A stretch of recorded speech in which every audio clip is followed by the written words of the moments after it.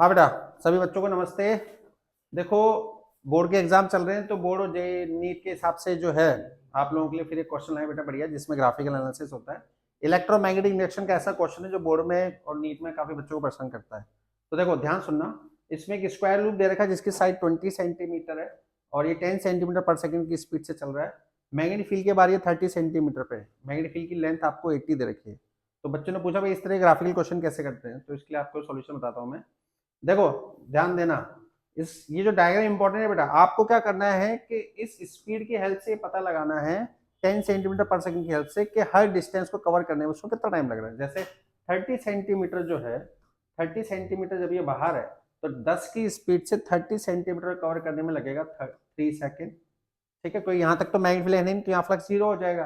फिर जैसे ये बेचारा यहाँ पे एंटर करेगा तो यहाँ पे 20 सेंटीमीटर इसकी साइड की वजह से इसको यहाँ लगेंगे 2 सेकेंड। तो यानी कि मैग्नेटिक फील्ड लाइन कहां से चालू हो रही है, 0 से 3 तक तो नहीं हो रही, 3 के बाद 2 से स्टार्ट हुई, यानी कि 3 के बाद 2 कितना हो गया 5। तो यहां से 3 से लेके 5 तक में इंक्रीमेंट होगा। फिर 80 के बाद 20 यहां पे हो गया तो बचा कितना 60। तो 5 सेकंड तो आपको यहां तक हो गए।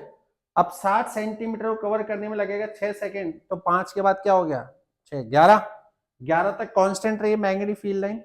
फिर जैसे इसके बाद वो बाहर निकलेगा तो बेचारा जो 20 सेंटीमीटर बाहर आएगा तो उसको 2 सेकंड लगेंगे।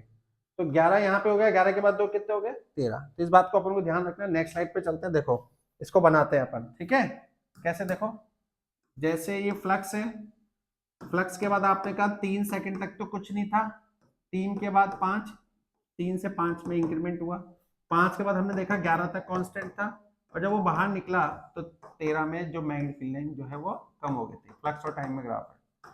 लेकिन इसी ग्राफ को अगर इंड्यूस ईएमएफ के लिए बनाया जाए तो आप जानते हो फाई डायरेक्टली प्रोपोर्शनल टी है, तो ई बराबर minus D phi by D T होता है ना। तो ये पॉजिटिव है तो फ्लक्स कितना आ जाएगा यहाँ पे, नीचे की तरफ नेगेटिव हो जाएगा।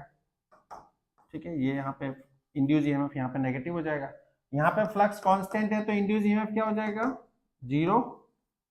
यहाँ पे फ्लक्स माइनस टी में है तो ई बराबर minus D phi by D T होता है, तो फ्लक्स क्या हो जाएगा पॉजिटिव, इंड्यूस ईएमएफ क्या हो जाएगा पॉजिटिव।